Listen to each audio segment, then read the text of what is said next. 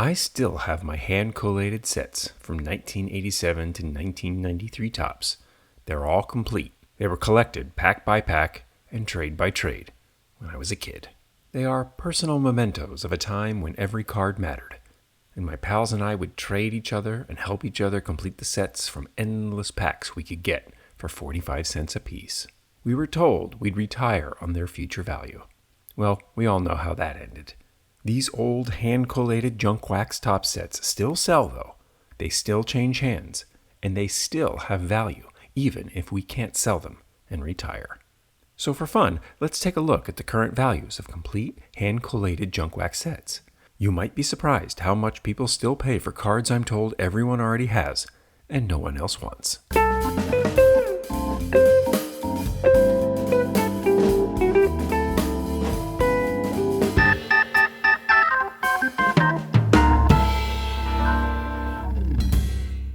To come up with a value, I averaged the last 10 sales on eBay of each set, all of which sold in the last month, including the price and shipping. I did not include tax since it can be so disparate between states. A 10 sale average gets us to a good number and tempers the outliers. To me, the junk wax era begins in 1981 with the appearance of Donruss and Fleer and the loss of Topps' exclusive license. And it ends in 1996, when Topps' set was cut all the way down to a paltry 440 total cards, nearly half of what it had been cranking out just a few years earlier, and the appearance of Topps Chrome. No factory-sealed sets here, and nothing graded either. I want to know the value of the baseball cards that have been loved.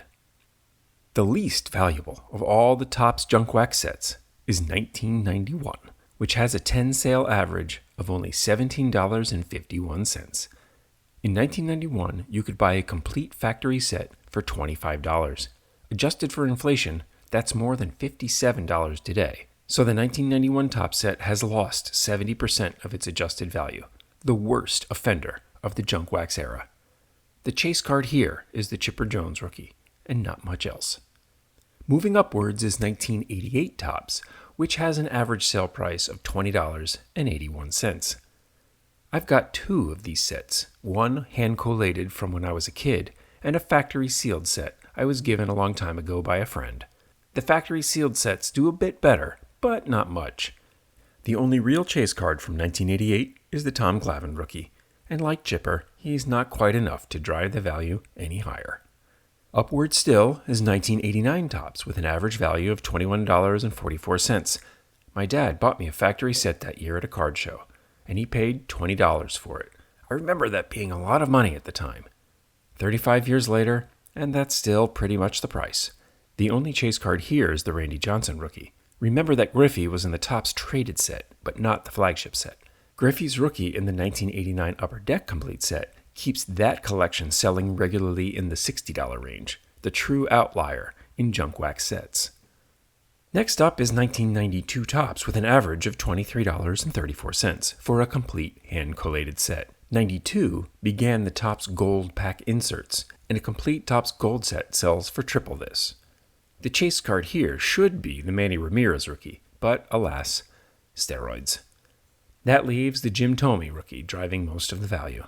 And despite his 612 career home runs, he doesn't quite ignite the collector's fire like Griffey or Jeter from this era. Surprisingly higher is 1990 Topps with an average value of $24.36.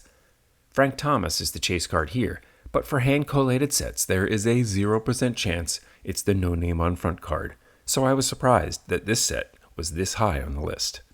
Surprisingly higher still is 1987 Topps, which I thought would be dead last in value, but who came in at $24.99 for a complete hand-collated set. This was the first set I ever completed, and the Tony Gwynn was the last card I needed. I traded my friend Jeff DiDomenico a whole set of Kmart Stars of the Decade cards for the 1987 Gwynn to complete my set, and I still think that was a pretty good trade. At 45 cents a pack in 1987, I have no doubt that I opened more than $25 worth of packs. But I'm glad to know the old wood borders are still worth something. The Barry Bonds and the Barry Larkin rookies are about all this set has to offer otherwise, besides nostalgia. Leaving 1987 behind us, we start to make some real progress on set values. 1995 Topps comes in next with a value of $28.75. This was the first set post-strike, and Topps made a much smaller set and made fewer sets in total. And all these years later, that slight increase in scarcity shows in the set price. 1995 saw the debut of Derek Jeter, and his Future Stars card from this set is really the chase card, although his generally accepted rookies are the 1993 SP and the Topps draft pick, even though they are technically pre-rookies, but that's another video. Speaking of the 1993 Derek Jeter draft pick rookie, that's the big reason 1993 Topps complete sets go for an average of $30.15. This is the chase card from the set, and one of the big chase cards from the early 90s. 1993 also had the Topps Gold parallels, which command a much higher price if you can find them in a complete set. Creeping up, we get to 1994 Topps with an average sale price of $33.34. 1994 signaled the backside of the boom and was the last of the 792 card sets. There's another Jeter pre-rookie to chase and a Billy Wagner rookie if you're into saves. 1994 was the strike year with no World Series, and that turned a lot of fans away from the game and from baseball cards. Since less people bought them, there are fewer today and higher prices as a result. 1996 was the end of the junk wax era and beginning of modern cards. In 96, Topps cut the size of the set all the way down to 440 cards, printed way fewer sets, and also introduced Topps Chrome to the world. This tiny little set has a Scott Rowland Prospect pre-rookie in it, as well as a random Mickey Mantle reprint, because why not? For an average price of $33.82, you can have your own little 96 set too. $36.83 will get you a hand-collated 1986 Topps set, which is void of any Hall of Fame rookies. But it has plenty of aged Hall of Famers: Nolan Ryan, Tom Seaver, Mike Schmidt, George Brett, and many others.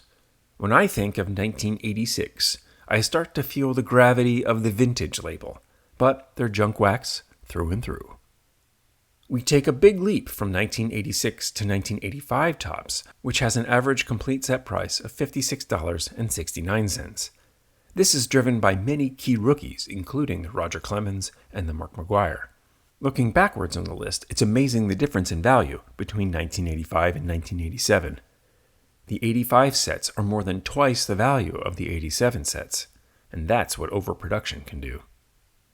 Leaping again, a 1984 Topps will set you back an average of $64.14. There's a lot of Hall of Famers in 84, and the Mattingly rookie to chase, even though Donnie Baseball hasn't been shown the door to Cooperstown yet.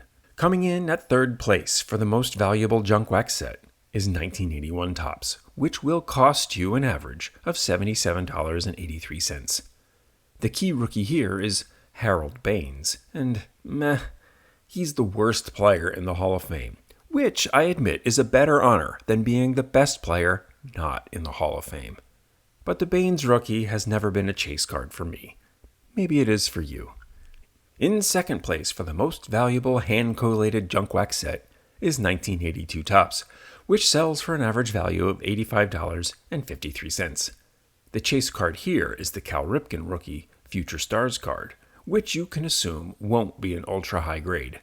Any Ripken rookie even hinting at a 10 has long been pulled and sent for grading, leaving the lowly excellent condition cards to fill out the sets at these prices.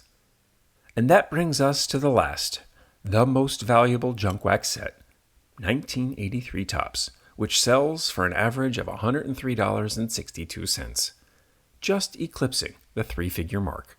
For that price, you get a Boggs rookie, a Sandberg rookie, and the first solo card of Cal Ripken, plus a host of Hall of Famers.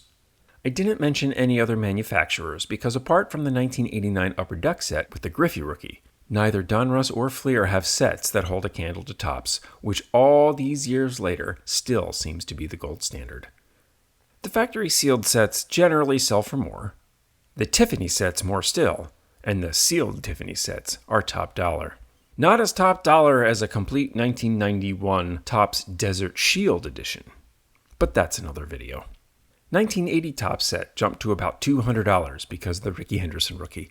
And then you're looking at an exponential curve of value from there to 1952 Topps and beyond. Here's a graph of the values, and if I could make a graph of the production numbers, I suspect it would overlay fairly closely to this line.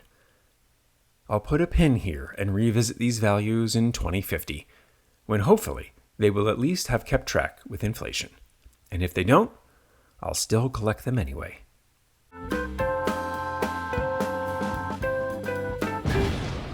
Thanks for watching. Hand-collated sets are collecting at its core. We'll see you next time on Baseball Card Stories, Legends, and Lore.